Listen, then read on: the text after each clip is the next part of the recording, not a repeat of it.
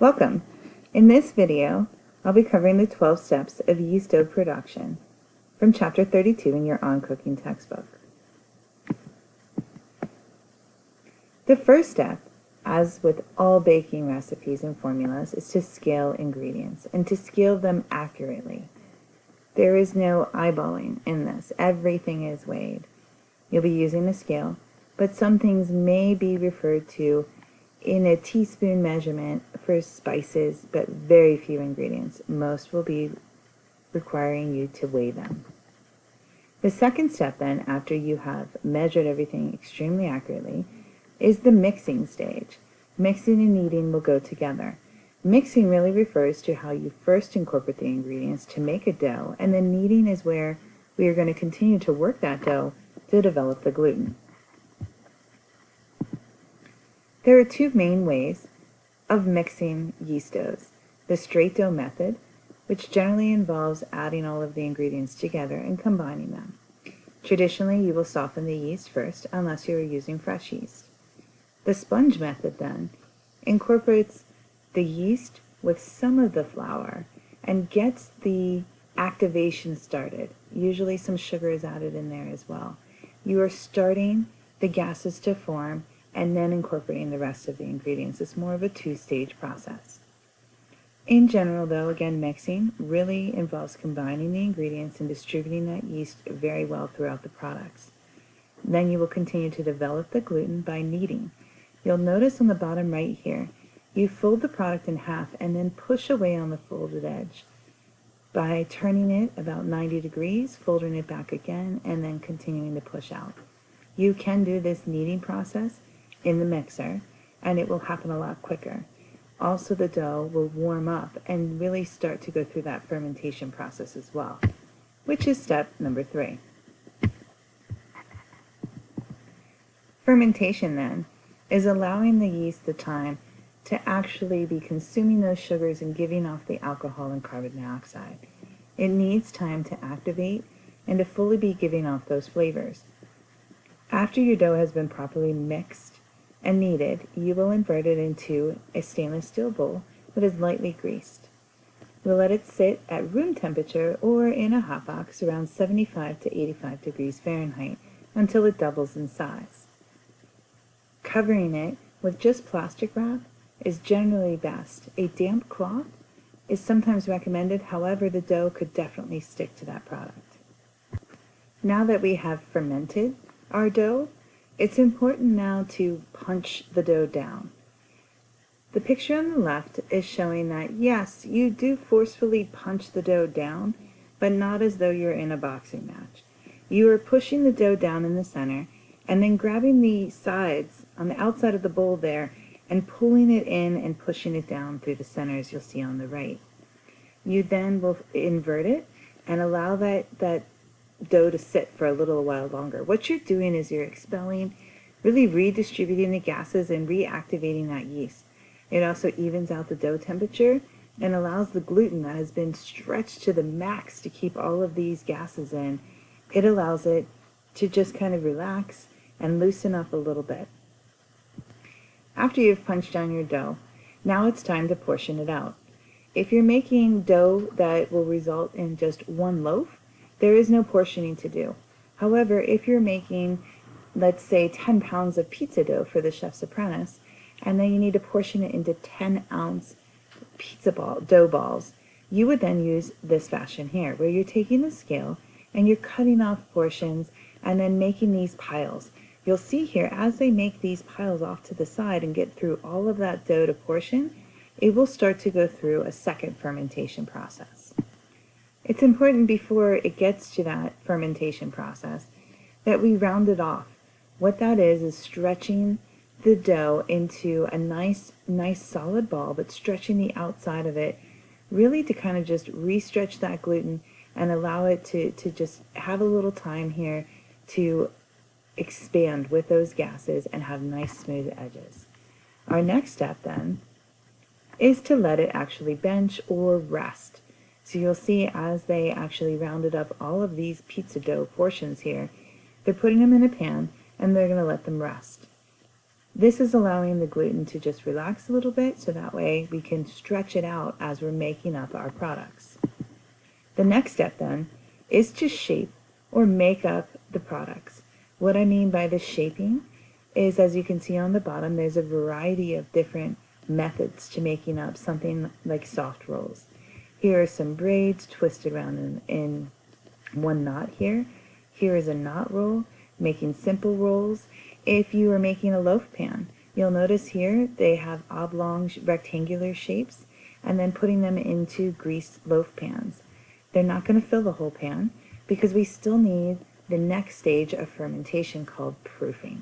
So in step 8, we are shaping and we are making up all those individual rolls that we've already let rest here for a few minutes. Our next step then is what I keep mentioning as our second fermentation stage. This is called proofing. Now we have our portion products versus the first stage of fermentation was a fermentation of our dough. Now we are going through a fermentation of our made-up products. You'll notice in the picture here, I have soft rolls that are in a casserole dish, and as they double in size, very similar to the first stage, you'll notice they have completely filled the pan. Something like Hawaiian rolls. This is a very popular makeup for it. For your proofing stage, you're looking for 80 to about 115 degrees, a little warmer than we were in our initial fermentation stage. You're going to let the products double in size and then move on. In the 10th step, we're talking about baking. However, there is a pre-hidden step here. Before your products go in the oven, if you need to add any form of egg wash, just egg white to give it a nice glisten, the egg wash will give it a nice golden color. Milk would give it more of a dusty brown color. You can certainly wash it with some different products here. Even scoring, you'll see a lame in the picture on the left. That is specific. It's almost like a razor blade, specifically made for bread, to score and just very lightly indent throughout the bread and do a very, very thin slice. That way, as your product bakes, those scoring marks will stay in place. Some things like your focaccia dough might need to be docked, where you're pressing your fingers into it similarly to what you would be doing for pie with a fork. Some will need some steam incorporated in it, such as your French bread, so you'll have to get that prepared in order to add some ice or add some water throughout the process to incorporate steam.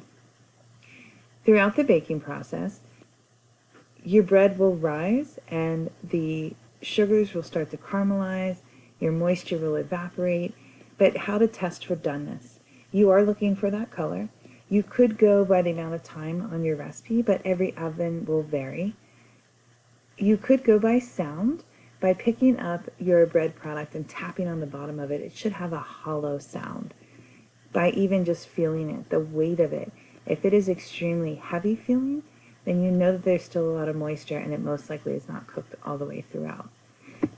As a baker, there are specific temperatures and guidelines you can follow as well to check that your products are fully baked. Once you pull it out of the oven, please keep in mind that carryover baking occurs just as carryover cooking did with our culinary chapters. It's important when you take the products out of the oven that you let them in their pans for a few minutes, but as soon as you are able to pull them out, that you do. You'll notice here with this loaf pan, typically your loaf breads are going to be rested on their side because by placing it directly on a countertop with the bottom down, it causes a moisture layer on the bottom of your loaf. Instead, by putting it on a baker's rack here, putting it on its side, letting it cool down, and then taking it and removing it out of the pan. Again, some chefs will leave it on its side to cool, some will invert it back up. But you do want to let your products cool completely before you are storing them. And that's the last step, storing, although I much prefer calling the 12th step eating. However, with the storing of any crusty breads, you want to make sure that you don't wrap them very, very well because that will trap in any moisture. In order for them to have that crusty exterior, they really will need to be eaten that day. You can freeze the breads, in which case when you pull them out and popping them into the oven for a few minutes will refresh their crispness. However, refrigerating breads will stale them out. You'll notice here the bags. This is what you'll typically get at the grocery store. They're very thin bags, and they have very tiny holes throughout them. That's to allow for that crust, to keep that crustiness and that structure we're looking for. However, if you let it sit out for longer than 24 hours, it will continue to stale out and become extremely hard as well.